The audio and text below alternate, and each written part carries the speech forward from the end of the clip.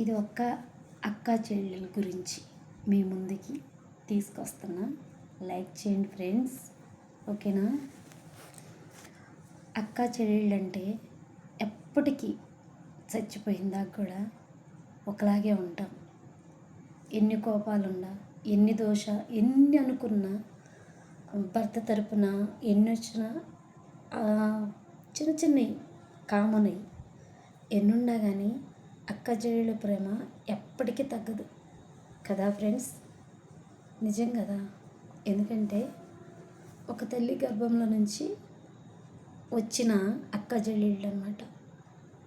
వాళ్ళు ఎన్ని అనుకున్నా ఏమనుకున్నా కొంత దూరంగా కొన్నాళ్ళు ఎడబాటుగా తర్వాత నా చెల్లి నా అక్కే అని ఆ బంధం చాలా గొప్పది. ఎందుకో తెలుసా? అది దేవుడు సృష్టించిన ఒక ప్రేమ.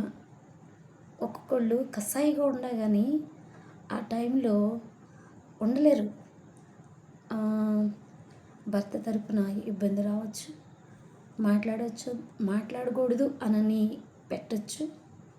కానీ ఎవరేమనుకున్నా భర్త అన్నవాడు మధ్యలో వచ్చాడండి.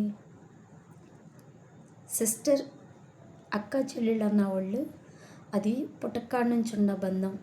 అవును కదా. భర్త మధ్యలో వచ్చినవాడు మధ్యలోనే ఉంటాడు అంతే. అక్క దగ్గరికి వెళ్ళొద్దు, చెల్లెల దగ్గరికి వెళ్ళొద్దు అని చెప్పే రైట్స్ భర్తకు లేదు. అవును కదా ఫ్రెండ్.